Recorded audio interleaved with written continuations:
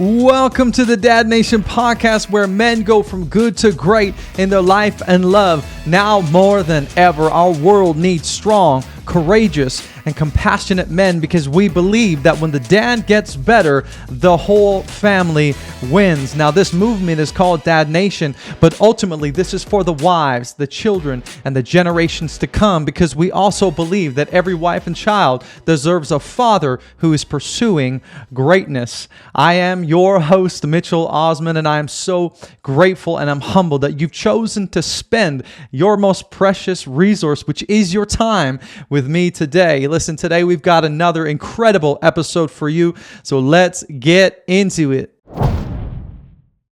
Well, welcome to the Dad Nation podcast, Ray. I'm so glad to have you on the show. And before we jump into this, I'm just going to read out a little bit of your bio to our listeners, because I know some of them will not have heard of you, but they'll be thankful that they did after this conversation with you. So Ray Griffin is a third degree Jiu-Jitsu black belt and a sergeant first class in the Army Reserves, where he serves as a level 3 combatives instructor and a personnel sergeant.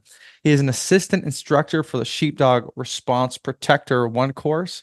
He owns and operates Griffin Jiu-Jitsu Academy, and as a father of 7 daughters. Wow. Ray is passionate about empowering others, particularly women, through teaching jiu-jitsu and providing tailored self-defense programs and empowerment courses.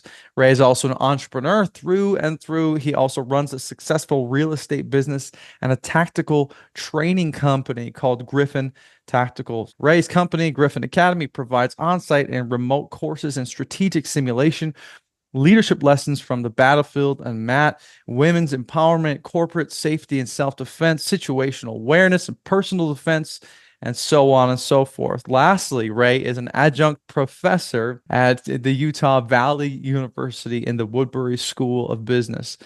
He leverages his MBA degree, business experience, and experience with the Army to teach courses in the strategy and operations department. Dude, Ray, you are doing 17 million things. So I tell you what, man, thank you for making time out of your obviously crazy schedule to talk with us today. Thanks. I appreciate it. Wow, hearing that bio back, I'm thinking, who is that guy?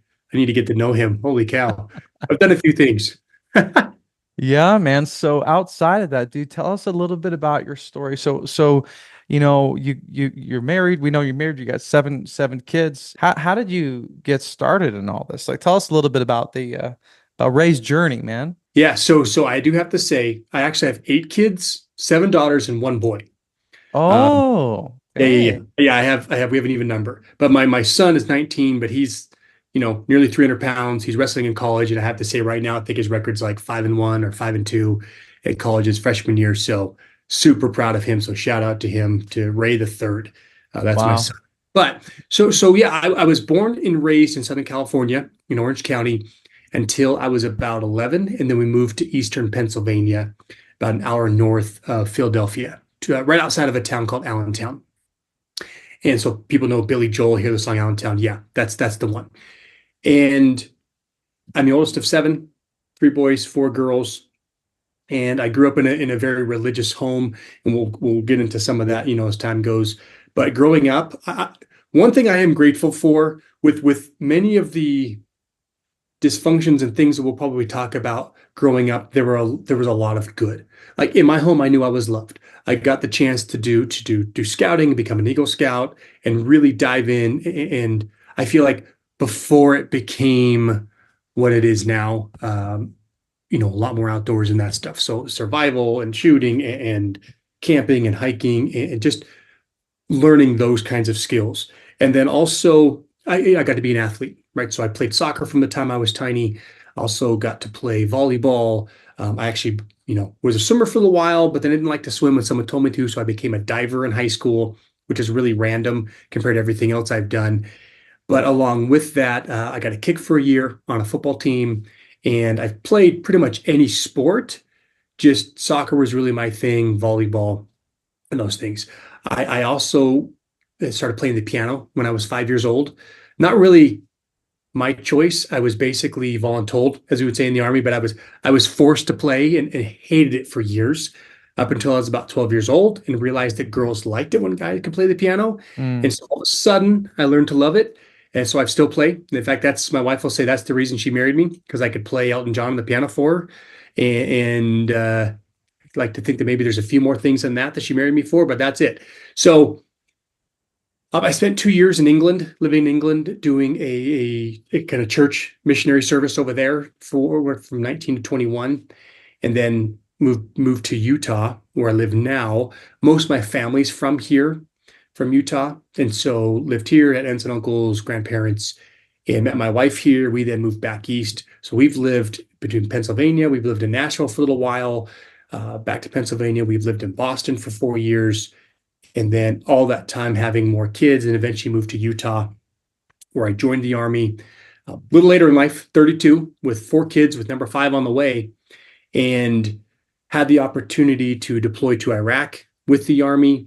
And then I spent the last 12 years. Recently, I've transferred back to Utah with the reserve, spent the last 12 years in special operations over there in Korea. So have had the chance, well, I guess, and along with that, in that journey, at about 21 years old, I got to start training in Gracie Jiu Jitsu under Master Pedro Sauer, living here in Utah.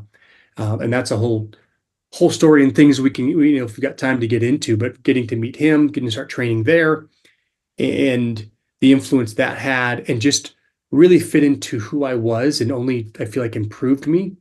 Spawned this love of something to get outside of myself that became part of one of my businesses and part of my passions and way I make money now. So mm, went into business later on, into the technology sector, been able to do a lot of things. That's what led me into the real estate business, which gave me the flexibility to grow the jiu-jitsu school and mm, gave me the flexibility to then, from quite frankly, my wife being the inspiration behind the real estate, really behind opening the school and going into UVU, becoming an adjunct professor, where she now works there as well at the university. And that's opened more doors, which helped me realize I've learned a lot of really cool and neat things from some amazing people, and putting it all together and been able to provide courses at the university level, and then realize, wait a minute, I have a jiu-jitsu school. If I mix these two together, I can provide corporate and organizational training courses in lots of different areas. So that kind of is a really 50,000 foot view of who I am, where I'm at, how I got to where I am now, and some of why we're talking. And then in the meantime, I've learned a lot, in many cases, the hard way on how to be a husband and a father, or how not to be, I think, more than I've learned how to be, which I feel like has made all the difference mm, in who I am, and hopefully so that I can help influence others for the better. mm. That's good, man. That's good. Well, thank you for sharing a bit of your story, brother. I mean, I'm thinking about this as we're talking, being a third degree black belt, running a jiu-jitsu academy, having 8 kids, running a tactical training company, having a real estate business, and being a professor. Like we should actually be talking. This episode should be about time management. Well, maybe it shouldn't be because I feel like I'm just still eking by with each of those. I don't think I've really figured out the secret sauce to any of those yet. But Yeah. yes, we could probably talk about time management and how I've learned how not to implement good time management skills, right? Like jujitsu, sometimes the best things to learn, way to learn is how to tap out, Mm, how to realize, you know what? I'm not very good at this. I bet I can yeah. learn more. And then, yes, then we could talk about time management from those mistakes for sure. Maybe that'll be round two. Cool. So I'd love to talk a little bit about boundaries with you because this is something Yeah. we were chatting about when we connected before. And being someone like yourself, being so high up in jujitsu, and the army, teaching people about situational awareness. We know, I know that boundaries are so important in marriage. Boundaries are so important in parenting. So let's jump into that a little bit. Maybe let's just start with boundaries in your marriage. So, in your experience, what are maybe some scenarios where people run into trouble when they have a lack of boundaries in their marriage, or maybe you can tell us a situation in your marriage where you had to learn, how to exercise boundaries in your marriage, what that looked like for you. Yeah, so I'm going to try and keep it a little more simplified because we could talk for hours on this, just this Yes. alone. So the home I grew up in, I kind of gave a little bit of background to that earlier, but one thing I have since learned is that my parents have very little boundaries, if any at all. And a lot of that comes from first of all, their upbringing, and it comes from at times for whatever the big T or little T traumas that may occur in life, especially in childhood, what that can lead to, like in my mom's case, I recognize is people pleasing. And a lot of it is people pleasing. It comes with a lot of avoidance of your own insecurities, issues, things, feelings that you're not sure what to do with. And so one of those being insecurities, those insecurities lead to feel good about myself or to avoid how I feel. I need to make sure I'm not in trouble, that I don't feel shame and guilt, that if Mitchell's happy, then I'll be happy, right? If I can make you happy, then I'll be happy, which it doesn't actually work that way. The whole idea of happy wife, happy life, it's actually false. But when you grow up with that and you grow up modeling, that behavior is modeled for you of the no boundaries and parents that just about say yes to everyone and everything, growing up, that seems, oh, we're being, coming from a religious home, we're being Christ-like. That's how we should be. We're supposed to be kind and loving to everyone and never say a mean word. And in fact, the more kind we are, quite frankly, the more of a doormat we are, the more we're being Christ-like, the more we're making people happy, then the more happy I'm going to be. Except that actually what that means is the more we learn how to avoid our true feelings and emotions. Because Mm, quite frankly, we can't be all things to all people. We can't do everything. We can't give everyone everything. And in fact, one of the things that I came to learn, and quite frankly, most of this journey, I wish I would have started 20 something years ago, back when I was first married and recognizing my wife going through her own healing journey from her childhood and kind of seeing that with her. I didn't pick up on it until lots of issues in my marriage and in relationships and other things. And so the boundaries really, or lack of boundaries, comes from this need to people please, this need to avoid what's really going on inside of ourselves, this need to not be in trouble, this feeling of shame and guilt that somehow, if I'm my own person and I know and I say and I do what I want, it's going to be selfish and it's going to lead to a lack of good relationships, make people upset. Therefore, I better avoid it because I don't ever want to make people feel that way from a religious side because it's not Christ-like, or from just a secular side. I might be in trouble and people, they may not like me. Guess what?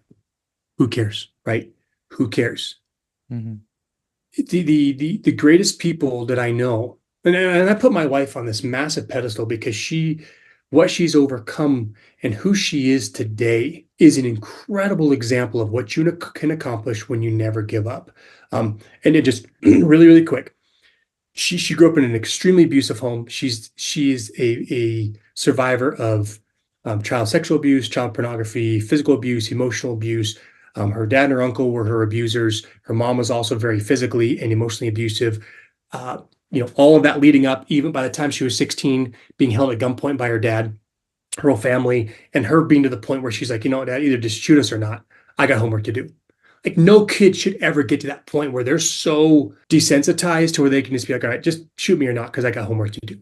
Mm, She ran from that. She survived that. He was healed from all of that. She now is in her master's program at Northwestern to become a marriage and family therapist, really specializing in teens and kids and women and understanding how to guide them and the family system through the trauma and through lots of these things. So with all of that, thankfully, I finally started to listen to her and finally started to take what she was saying, the books and everything else, and started to learn for myself, going to therapy and reading the books and doing the work. And all that leads to the boundary side, where guess what? Turns out if we have boundaries, if we are confident in who we are and become autonomous, become independent of anyone else, with that comes healthy boundaries.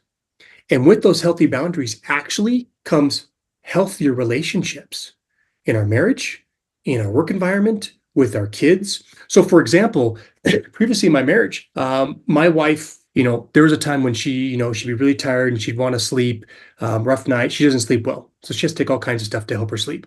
And I would, hear that and go, oh, well, okay. I mean, if you need me to, I can take the kids, I can take the kids to school, or I can take care of this, or I can make this or do this for you. Really, that's me avoiding my own thing. That's violating my own boundaries or having no boundaries whatsoever. Now, if it truly, I was like, babe, I actually have this, but I can move this. So this is no problem. I'm happy to help because I am, your husband. I do love you. And I love giving you acts of service. Uh, I love doing that. So that's fine. But if it's one of those like, babe, let me see if someone can help, or do you need help? Because I've got to be at the gym at this time, because I've got to accomplish these things, because I need to keep my personal commitments to myself. And it may be where, okay, maybe there's a compromise we meet. Or maybe she goes, oh, he's got that. Okay, he's doing his thing. He's independent. Awesome. You know what? I'll just suck it up. I'll get up. I'll take him, or I'll figure it out. Now, if she's sick, okay, you know what? Let me be flexible with my schedule or figure this out. But that's one small example. There are other times when she'd say, hey, I want to go eat here, or let's go do this. And I just go, okay, yeah, because I figured if she was going to be happy, I'd be happy. Except that, guess what? I can actually say, you know what? That's not what I want to do with my time right now. If you want to go and do that, I'm totally fine with you do that. Here's what I actually had planned to do. Now, a lot of that comes down to communication, so that we don't just surprise our partners in those ways. But the boundaries, though, a lot of it has to do with not saying, no, you can't tell me what to do, or whatever that is. I mean, if that's the case, then maybe there's more to that marriage that needs to be talked about. Really, it's more a matter of who are we as a person? And this is something I'm still learning now, to have autonomy, to be independent and go, you know what? Here is my schedule. Here is how I want to live. And here's how I want to grow personally. Here's the books I want to read. And here's what I want to do. And here's what time I need to get up or want to get up. Setting that boundary. You know what? I appreciate you guys want to watch a movie tonight. I actually need to get up at 5 because I want to keep my personal commitment. So I'm going to go to bed, or we need to finish at this time because this is what I need to do. And when my kids hear that, when my wife hears that, she hears, oh, here's a person who's not just giving in to us, but instead he's making a personal decision to keep a commitment to himself. Here's his boundary. He needs to go to bed or wind down at this time because here's how that's going to set him up. And the stronger and more independent that I am, the more that we can become interdependent on each other. And the more you've got a more secure attachment. And then as you communicate, you can communicate what those boundaries are, right? Because we all have needs, wants, right? And boundaries. A very important part to relationships is communicating with our partner. What are our needs?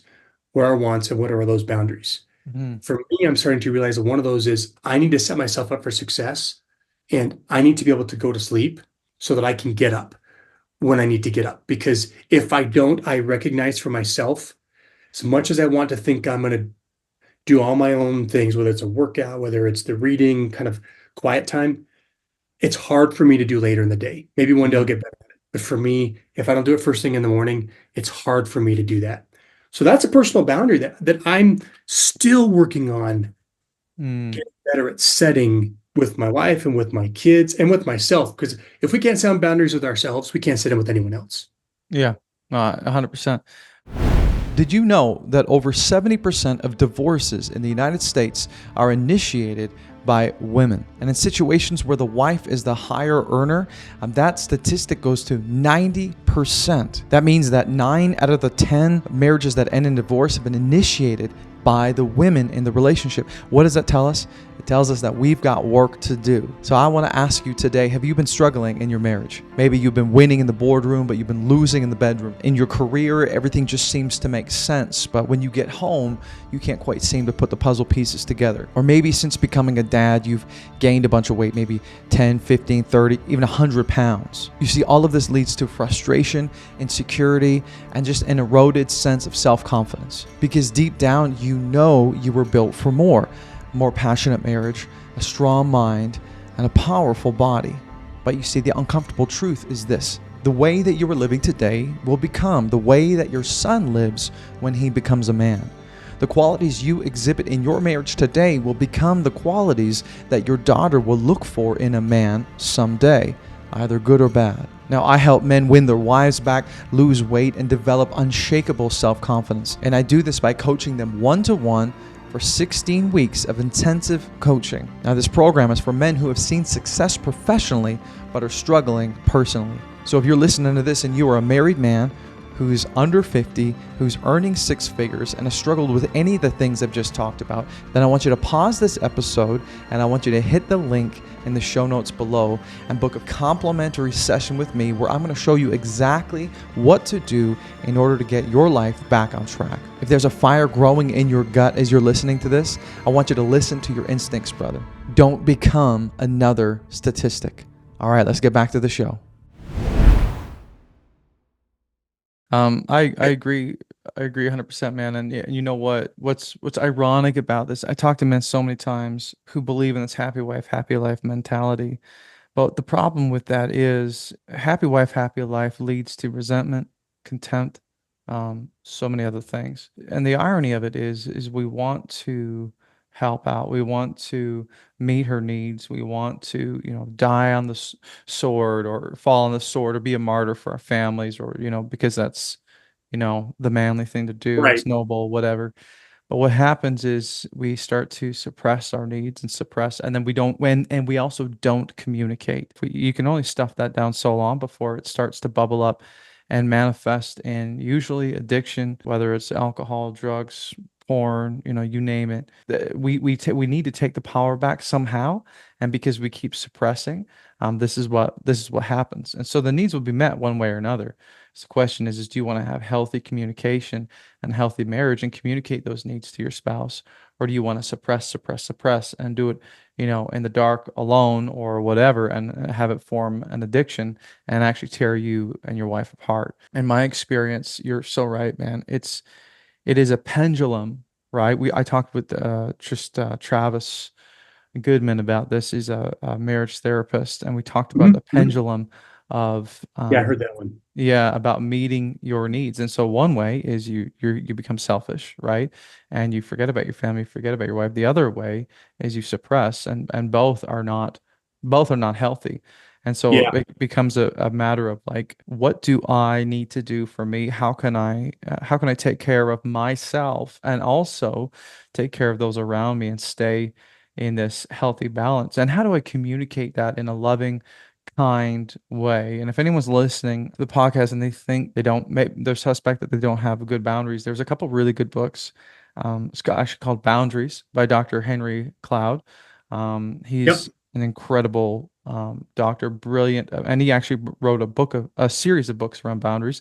The second one that I actually just finished reading is called Boundaries in Marriage. And so he takes the principles from that book, Boundaries, and applies it completely to only marriages, which is incredibly insightful. He's also got books, Boundaries with your kids, Boundaries, a lot of different things. So check that out, because I think that will help you communicate. And honestly, in my experience, so much of people's the happiness or the contentedness, is that a word, in their marriage really comes down to their communication skills and their ability to express their needs and wants in the relationship. And if there is emotional safety where they feel safe to express that on both parties, then that makes for a great marriage. But that is like the Achilles heel for so many people, right? Yeah, and men in many, like you just said earlier, in many ways we hear this stoicism, stiff upper lip, right? So 24 years ago, my wife was in therapy, like intense psychotherapy, dealing with this childhood that she was hell-bent on breaking the cycle, never repeating, healing from and all of that. And I sat in front of her therapist who turned to me, young dad, two kids. One was like a year and a half old, one was like, a few months old, kind of a thing. And she turned to me and she said, "Hey, how are you doing?" I'm 24 years old, 20, almost 25. And what do I do? I'm good. I'm good. Yeah, yeah, yeah. We're good. Really?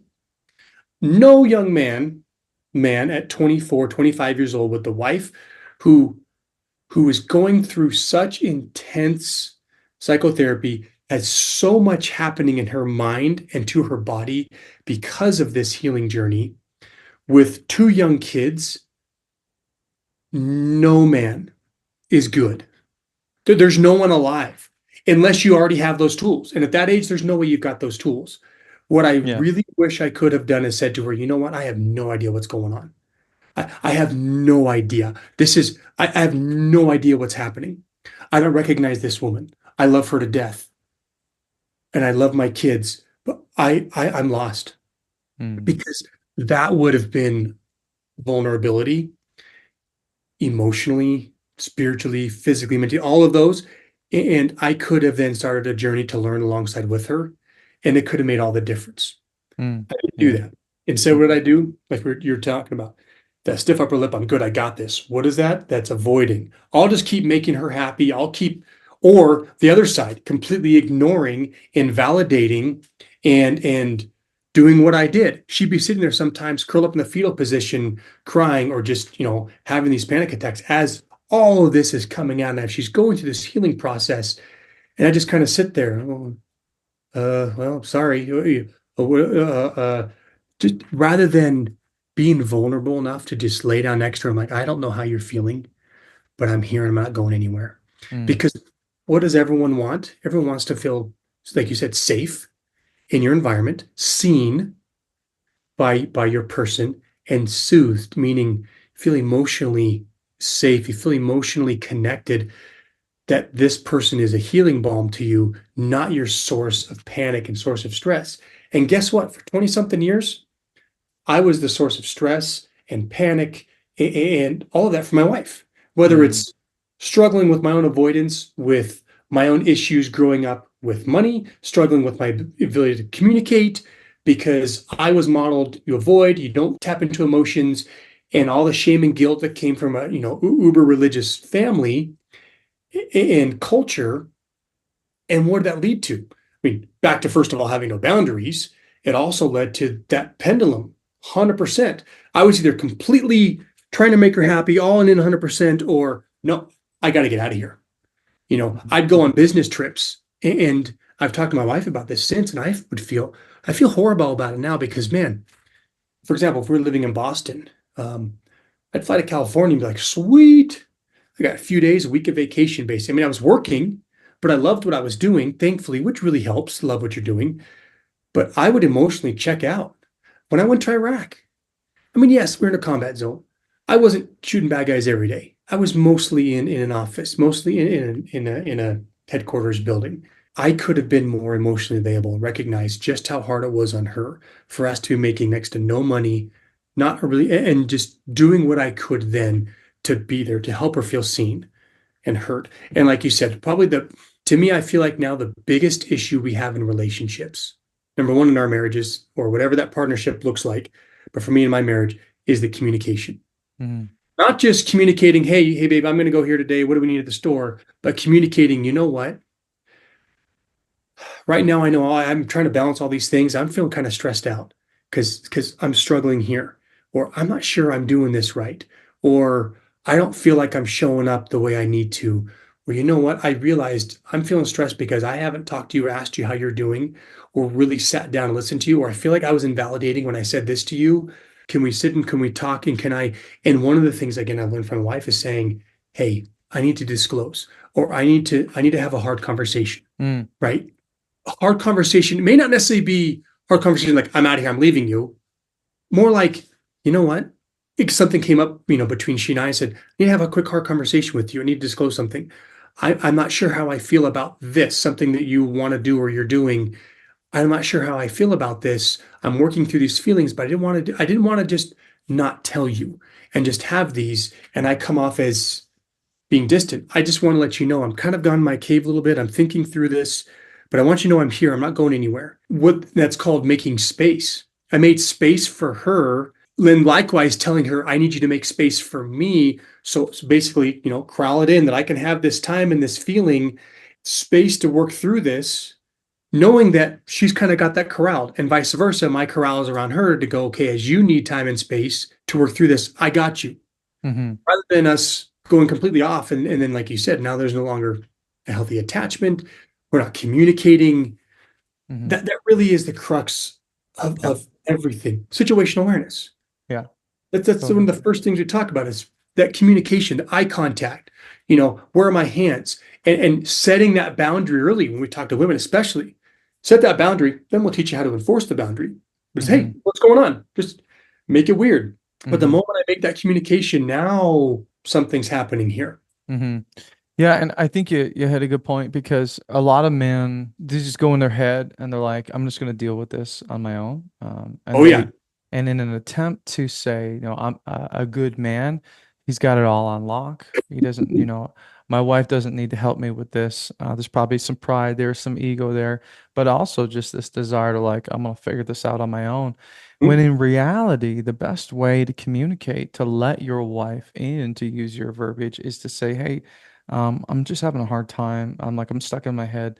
I just need a little bit of time to process this, or to have the humility or the vulnerability to say, can you help me work through this? Because I was just feeling kind of jumbled in my head. And what happens is that makes your wife feel like you trust her enough to share that information with her. It allows her to love you in a deeper way. It lets her in. It actually has the opposite effect of what we think it will have. Because when we don't do that, we think, well, she's going to think I'm weak. She's going to think I'm soft, or she's going to think I can't be trusted, or I'm not strong. But in reality, that's the one thing that they want to be invited into. Took me years to figure that out, man. We were probably 5 years into marriage before I even said anything close to that, because I thought it was my responsibility to lock it down, to take care of what was going on in my head, what was going on in, whatever in our finances and our relationship. Until one day I just kind of hit a wall, and then she had said, I'll never forget, she said, for the first time, I feel like I'm not married to a robot. And she said, you have made me also feel like you have validated my emotions, because now I know you feel some of the same ways that I feel. And she had never felt closer to me than that moment that I invited her in, right? And it feels so counterintuitive, but as Yeah. men, it's so important, right? I'm sitting here like all my celebration bells are going off. Like, dude, I could bro hug you right now. Yes. Here's the thing. Here's what's so cool, and I'm excited for you that it only took you 5 years. It probably felt like a lifetime. Hmm. It only took you 5 years. And hopefully other men watching this, if you haven't gotten into a relationship, just know, do this from the beginning. Yeah. Don't wait 5 years. Don't wait 24, 3, 24, almost 25 years in like I did. Mm. Finally, because guess what she said for years? I'm married to a robot. Hmm. Do you feel? Do you have emotion? Or do you just go through like, I don't know. Does anything stress you out? Does anything? Like, do you care about anything? Yeah. We had, just to give you the level of dysfunction of my robotness, is we had a daughter. Well, she's 15 now. I think she was 3.5 or so, right? Almost 4. She's going to kill me for not remembering the exact age. I believe she was 3, but she fell from like not even 4 feet. Like any kid falling off a trampoline, no big deal for the most part. Maybe broken arm. She fell from like less than 4 feet, probably 2.5, 3 feet in the air before school. She was playing in the backyard. And what we didn't know is she had an aneurysmal bone cyst that ruptured in the back of her brain. Yeah, so that's a whole other story. But short story is CAT scan, hey, bleeding on the brain. Life flight will be here in 8 minutes to take you to primary children's. She needs a surgery immediately because this is really bad. My wife's on the plane, on the helicopter with her. Turns out they only put parents on the helicopter when they think the child's not going to make it. I beat the helicopter to primary children's driving. That tells you how fast I was. Like my Toyota Camry, I didn't know it actually could do 120. And I think the statute of limitations is gone. So if any cops in Utah hearing that, yeah, I pegged it 120, a little bit more. I was flying. I got there before the helicopter. But here's the thing. We saw her for a brief moment, and they basically told us say goodbye. So we don't know this is going to work. We see her, whatever. I joke about something about the watch that one of the doctors was wearing.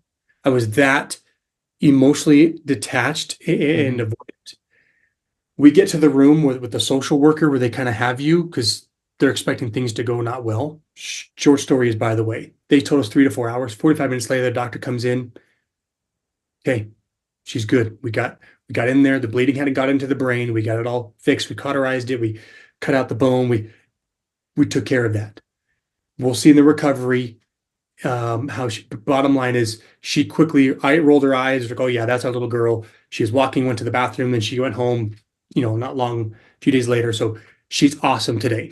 Amazing soccer player, amazing young woman. But in that waiting room, I just kind of sat there while my wife's on the floor, just beside herself crying. Like in that moment, we didn't know if our daughter was going to die. Hmm. And talk about the robot. I just kind of sat there, like almost like you've seen Dumb and Dumber when Billy and Forsy's holding the bird. It's like pretty bird. Hmm. You know, Jim Carrey's character sells him the bird. Like that's kind of how I was totally just okay. Well, I'm here, and to this day, I regret that because for years she said that you're a robot. I mean, did you even process that our daughter about died? Hmm. Looking back, if it was today, I'd be on that floor with her, crying with her. I have no idea what's going to happen, but I'm here, and this is the worst feeling ever to have feel so as a dad out of control that I can't do anything about my little girl that's on an operating table. Hmm. It is so ironic that, first of all, the more we know ourselves and are confident in ourselves, the easier it is for us to communicate our wants, needs, and desires. The more we can do that, the more we can communicate with our wives. It's exactly what you said. The more she feels safe, can hold space for us. And guess what? She feels safe that we're going to hold space for her. And she's going to share. And oh, by the way, as a byproduct, hey guys, you all want intimacy, physical intimacy to be amazing? Try communicating with your wife. Try disclosing how you feel, your emotions. And guess what? Yeah. She's going to be way more into you physically. Hmm. No woman wants to be physically intimate with a robot, right? I've I've never Let's just quite let's just call it how it is. yeah, I've never quite phrased it like that or heard it that way, but you're right. No woman wants to have sex with a robot. No. But it's true. Men, use the physical to get the emotional, or that's what we're required of us, but the women often will, they need to be engaged emotionally, to then be engaged physically. So it's just Yeah. funny how that works. And I think we're probably designed that way by purpose, just to keep us growing, to keep us learning from one another. So if you got, let's move on to the Yeah. kids, and we're talking about boundaries because you with teaching kids, especially in Brazilian Jiu-Jitsu and all that stuff, and you see a lot of kids, and you also see parents, who are bringing their kids in. You probably teach a lot of parents as well.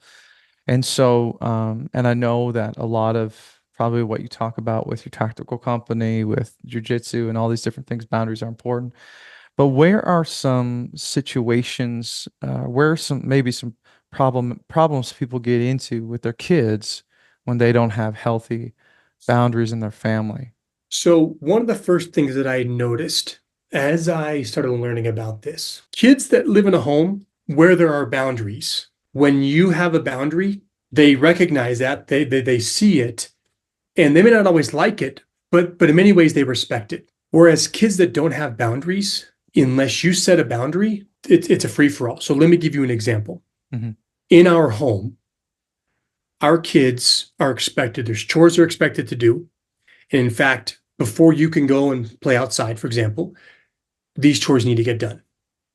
Or before you can go to a friend's house, or whatever the thing is going to be. Or another boundary would be, I know you're frustrated and you're angry, but you cannot talk to me this way.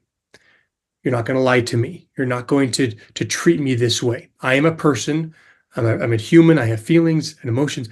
I know you're frustrated, and I want you to express your frustration. Or you may not like something that I'm saying or doing, but you're not going to talk to me certain ways. You're not going to treat me certain ways, right? Some of these things. Our kids now, what I've noticed because of those boundaries, feel safe to express, I'm really angry about this. I'm really frustrated. My daughter, yes, in fact, I'm still learning this, just so you know. So I'm a work in progress, but I feel like this is the best place to be able to coach other men and say, listen, I'm learning right now. So I'm right there in the trenches with you. I'm not just some glorified general sitting back in the tech operations center and going, yeah, do this. I'm right here with you in the trenches. Um, but my daughter came to me and said, Daddy, when I was younger, here's a lot of the things that you had said, or here's the things that you would do. And a lot of them came down to me not having boundaries or not enforcing boundaries and some other things. At the jiu-jitsu school, what I found was that early on, before I really kind of understood more about boundaries, how important it was for kids, it was a little unruly. And you try to get kids to do things or have some discipline. And I realized if I don't have the discipline and I don't set the boundary, how in the heck am I going to expect them to do that? Mm. So in the jiu-jitsu school, here's a good example. We expect them to line up. And when you line up to start class and end class, you're quiet, you're holding your class card, or you're holding your belt. And we're not talking. That way you can hear the announcements, you can hear what's going on, and you can hear whatever the commands are. Similarly, when it's time to do an activity, time to learn something new, I'll say, okay, we're going to pair you guys up, and you're going to do this. More than once, I got one in particular I'm thinking of at the moment. And I would call his name, and if he was completely off track, I know his home life. There's no boundaries there. But in the school, I saw him. I'm like, hey, you cannot treat so-and-so this way. You can either start doing it right, or you're going to come sit down over here. I saw it happen again. I called him out. I'm not going to use his name just in case. But I saw him out. I called him up. Let's say his name is Bob or Bobby. Bobby, it's not. But Bobby, all right, come here and sit down. Now, earlier, years ago, I would have said that and, oh, come on, okay, just do better. And what do kids actually need? Firm boundaries. They need these firm boundaries to push up against. They need these guardrails. If they're very porous or they're kind of moving, they're just going to go right through them. They're going to run right through them. No, they will. They will run right through and over you. They're these kind of super egos that they have, and it's good. It's how they're learning and growing. But when I said, no, Bobby, that is unacceptable, sit down. You're going to sit right here and watch us do this, and you're going to have to explain to your mom or dad or grandpa or grandma if they ask why you're not participating in class. We go on with class. I look over and he's still sitting there. 20 minutes go by. Okay, do you want to join us now? Are you going to follow the rules? Yeah. Guess what? I rarely have to say anything to him anymore. Mm. We have another kid that just kept picking on kids, kept being disruptive in line. And I would have people do push-ups and stuff. Finally, I had to call him out. We'll call him Bobby again. Bobby, if you touch him one more time, you're going to sit down here. And this kid, well, I didn't do anything. He just starts crying. I just watched you do it. If you do it again, you will sit down here because you're disrupting class and all of these kids are here to learn. Sure enough, turn my back, doing something else with the kids, turn around and he's there like picking on this kid. Went over, grabbed him by the belt, lifted him up, sat him down, said, don't move. And he just starts crying. And other kids look, no, you're going to sit there and you're going to watch. And we went along. Here's what's interesting. His mom was sitting with the parents, sees all of this. 10 minutes go by, and I could see he finally just sat there, and I said, hey, Bobby, do you want to come and play the game now with us? Yeah. Are you going to follow the rules? Yes. And guess what? He's rarely an issue. Every once in a while, Bobby, sorry, yeah. Because they still need that, right? That reinforcement. But let me tell you what, I don't have that problem anymore. And after class, the mom came up and she said, I got to tell you, thank you so much for being strict and holding that line and that boundary. He needs it. He doesn't get that nearly as much at school. His friends' parents don't. They're all too nice. She said, I am so glad bringing him here. He's getting that strict boundary. I said, here's the deal. Boys, they need that. For me growing up, right? I had scout leaders. I had coaches, church leaders, parents, I had uncles and grandparents. And it was like, all of these are setting the similar boundaries. And it was just, you just kind of figure out, and they just kind of guide you through that labyrinth of life. Whereas too often now, right, we're helicopter parents trying to be nice. Oh, it's not my kid's fault. It's the teacher's fault. It's your fault. It's their fault. It's not my fault. And what do we have? We have these kids that are just ridiculous. It's very easy. And you think you're being nice, but you're actually not helping them. You're hurting them. And so just as much as we hurt ourselves without having boundaries, we hurt our marriage without having good boundaries and expecting our spouse to have boundaries and respect those boundaries. Similarly, if we don't with our kids, or like in the case of teaching jujitsu, it's tough because what are we raising? We teach them to set a boundary. You can't talk to me like that. Back off. Don't touch me again. But yet, if we can't actually have a boundary in class, like what good is it? Mm-hmm. I just keep seeing that over and over. And I keep thinking in my head, I'm thinking about probably half a dozen. It's usually little boys. Hmm. That's fine. But half a dozen probably that I can think, I just thinking through different moments where I had one kid who like, teacher, he was mad at me because I didn't let him quit something. He started crying. I said, no, you're going to get right back in there. You got this. Okay. We're building this resilience. You got this. I want you to be unstoppable. If I let you quit now, if I let you quit now, you'll quit everything else. Mm, You are not going to quit. You're going to get back in there. And he looked at me and said, I know you're not happy with me. I know right now you're mad at me because you think I'm being mean, but I'm telling you right now, you will be happy if you get back in there. And I just go. And he was really mad at me. Got back in there and just kept kind of they're grappling. He thought his neck got hurt a little bit. And I'm like, nope, I'm not gonna let you give up. You're okay. You're not injured. You're okay. I'm not letting you quit. And he was like, why are you being mean to me? I'm not being mean. I care about you enough that I know that you can do this. mm, Get back and tell you what, months later, this kid is as tough as they come now. He mm, choked his not choked him out, but he tapped his brother out, who normally always beat him. But when they were testing for their gray belts, or his senior gray belt. He tapped his brother for the first time. And even mom and dad were like, what in the world? He was so, and now I can count on him. He's mm, one of my little assistant instructors now because he understood that boundary of it might be hard, but hmm. we're going to keep pushing through. That's good. I have a question for you.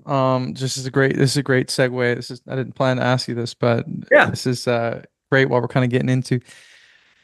So I want you to tell me what you think about a couple of phrases.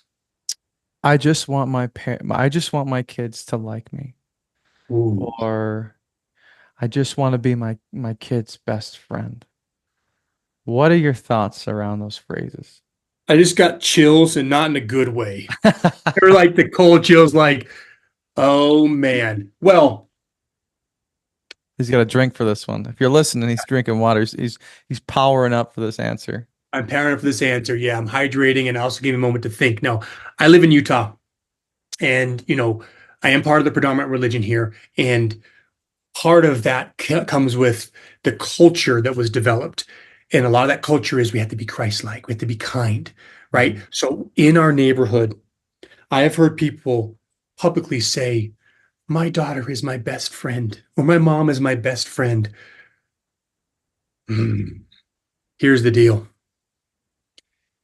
Your kids, especially dads, your sons, moms, your daughters, and quite frankly, dad's your daughter, but that's a little bit different.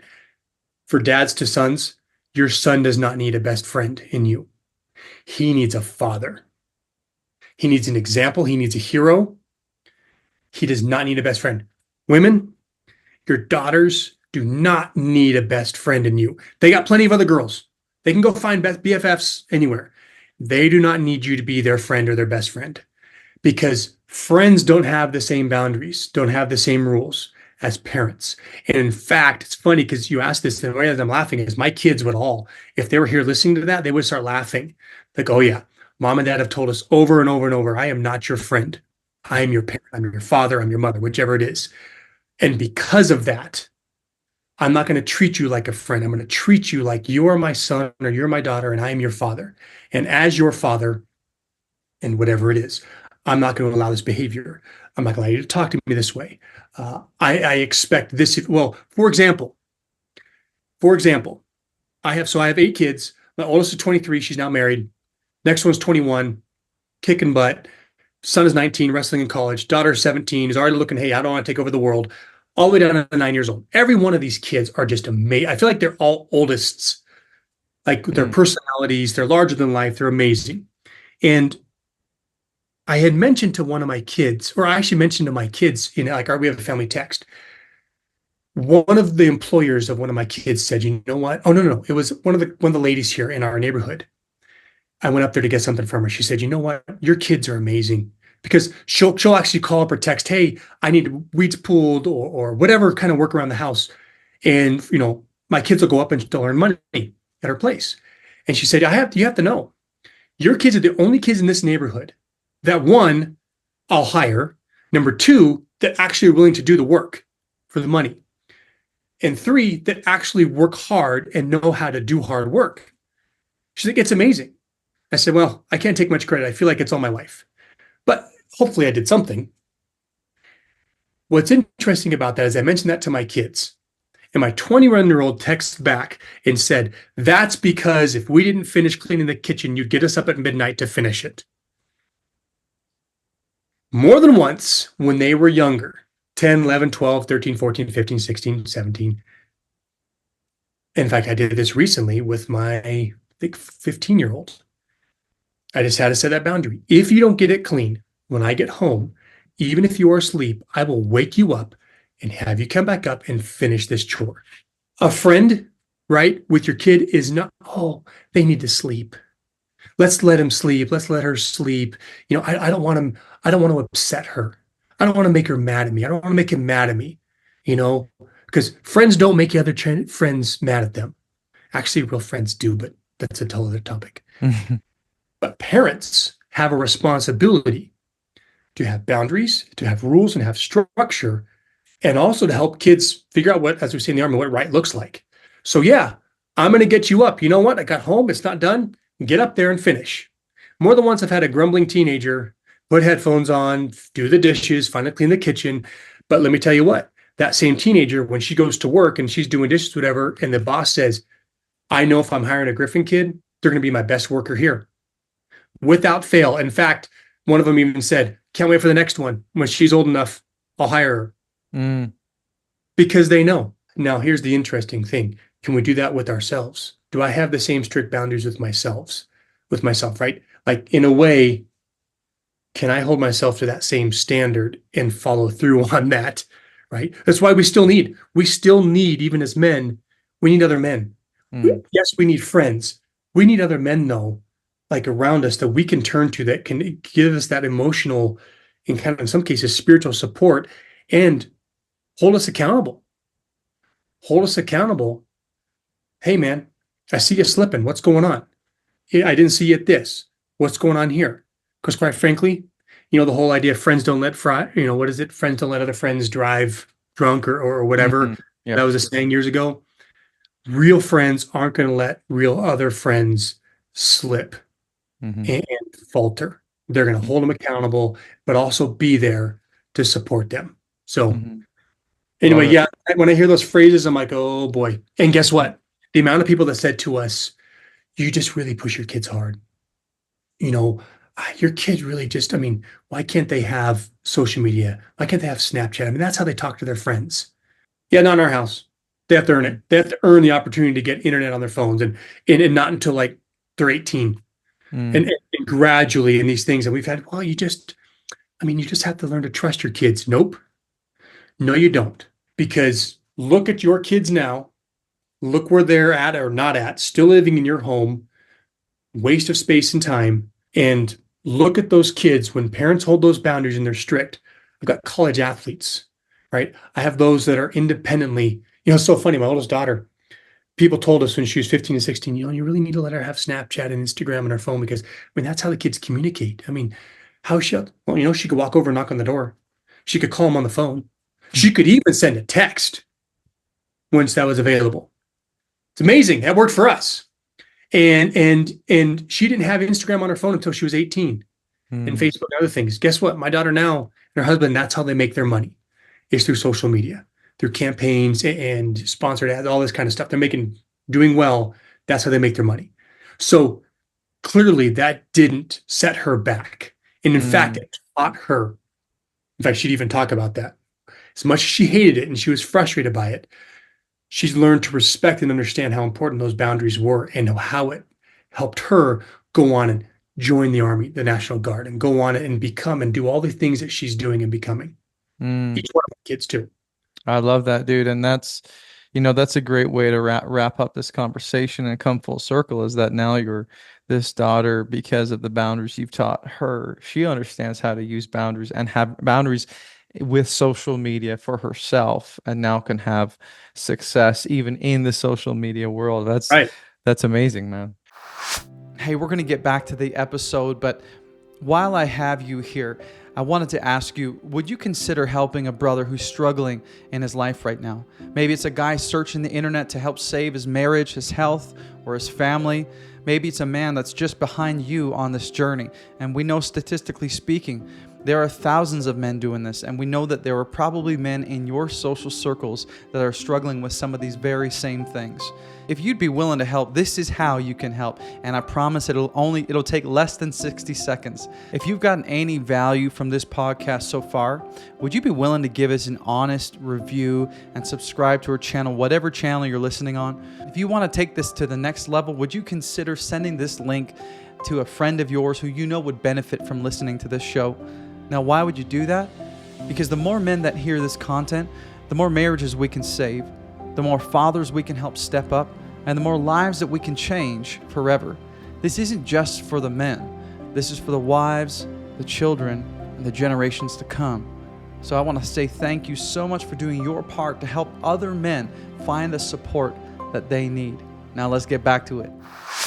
Well, hey, I ask everybody this question at the end of every show. I want you for a moment to think about that when that time comes where you pass away, and so you've got 8 kids and your wife, and so what happens is I just want you to visualize this scenario. Is your 8 kids are sitting there on the kitchen table, and your wife is there.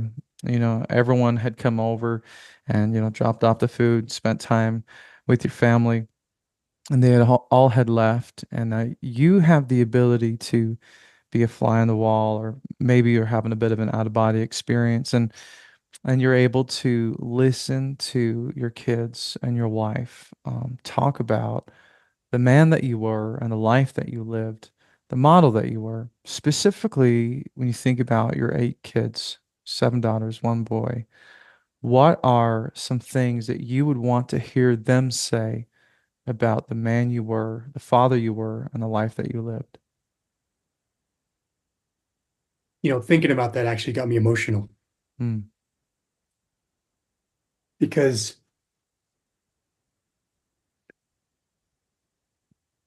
I feel like I haven't lived very long, but I'm 47 now. So I have lived quite a while.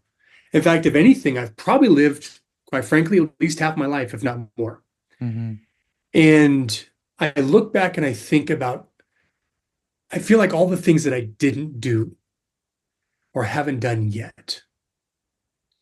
And so thinking about that, I'm thinking, man, what am I leaving in all of this? So that's what made me kind of think emotionally, like, okay, oh my gosh, what I would hope that they would say, probably more than anything, is one, my husband, my dad, he never quit. When faced with something that would normally drop any other man to their knees, and that they would just knock him down into their grave, he may have gotten to his knees, but he, one foot at a time, would stand back up and just keep moving forward and never quit. Whether it's emotionally, physically, in regards to my marriage, relationship with my kids, businesses, anything else. My dad never quit. My husband never quit. Anything. Number two, I hope that they look back and go, you know what? He was firm. He was strict. He held himself to a high standard, and we all wanted to live up to that, to honor that legacy, not because we felt like we had to or that we were manipulated into it, but to honor him in that way. Partly because I feel like there's a lot that I haven't done yet, and a lot that I haven't, in ways and examples that I haven't given and done to make them fully feel that way. But I know that I can, because of that first thing, that I'm not going to quit learning how to be a better husband, better dad, better example, better father, better all that stuff. And I would think kind of the third thing that I'll leave you with on the last one is also just that, one thing, my husband, my dad was kind. He was strong. He was firm. He could, like the General Mattis quote, be polite, be professional, but have a plan to kill everybody you meet. Like, he was that kind of guy no one wanted to mess with, but he was the kindest person you'll meet. That's important to me. My grandfather was that way. I want to be known as someone that was respectful, that was kind. Quite frankly, I think the better word for that is that is meek. They see me as My dad was the definition of meekness. Mm, Like Jordan B. Peterson says, having absolute power, being a monster if needed, but having it all under control. mm. Yeah, it's powerful, man. Thank you for sharing. Thank you for sharing the some of the deep longings of a father's heart. You know, Yeah. it's powerful, and I love hearing men answer that question because it's so revealing as to what a man truly wants, in the end of his life when he's surrounded by those he Yeah. loves most. So, You got me emotional on the podcast. I don't think I've ever been emotional on one, but made me think. oh, well, hey man, sit with that question, and you mentioned all the things you haven't accomplished yet, you know. I was talking to my wife about this a few days ago, and I was asked this question, like, if you died tomorrow, would you be happy with the legacy that you left? Would you be happy with your son growing up to become the man that you are today? And that's a sobering question, man. That is a sobering question. So, listen, thanks so much for your time, Ray. This has been an incredible conversation. I know that there's going to be men who want to take in more of your stuff and just kind of keep in touch with you, or maybe Sure. want to contract your services or whatever. So, for those listening, where can they find you on the internet, or where can they get in touch with you to learn more about you or what you offer? One thing I will say is for the most part, an open book. My cell number in the US, 801-513-9775. Call me, text me. Text in case I don't know your number. Number two, I'm on Instagram a lot, right? It's the the way we market our businesses now these days. So I'm at Griff, Griff, tactical. Or if you type in Ray Griffin, I think I'll come up. And then same thing on Facebook. I'm at Ray Griffin. You'll know it's me. It's me in a jiu-jitsu gi with the beard on. And then those are probably the easiest ways for sure. You can also go to griffinjujitsu.com. That's my website. There's ways to contact me on there as well. Access to the blog, access to, my courses and different things. So, and then if you're a LinkedIn guy, I'm on LinkedIn, at Ray Griffin as well. Well, I'll put all those links in the show notes below. So if you're watching on YouTube or listening on audio, just check out the show notes and you will see all those links along with my links as well. If you just found me through a random search, that's where you'll find us both in the show notes. So listen, Ray, thank you so much for your time, brother. This has been a powerful conversation. And dude, I wish you all the best in your fatherhood, your husbandship, and in your business, your entrepreneurial journeys, brother. Thanks, Mitchell. I really appreciate it. Thank you. Wow, what an incredible episode. Listen, if you are watching on YouTube today, I want to hear from you, okay? Leave it in the comments below. What was the big takeaway for you? What was that big aha moment? And let's start the conversation. If you've listened to this episode and you've decided that you want help today, if you need coaching, if you need some resources, feel free to please reach out to me. My email is mitchell@dadnationco.com. My website is dadnationco.com. You can hit me up on Instagram @dadnationco. And I've got a ton of resources for you. I'm here to help you, support you in any way I can, and to serve you in a powerful way. So check those links. I'll have them posted below. But other than that, listen, I'm here for you. I'm in your corner. Have an incredible week. We'll catch up soon.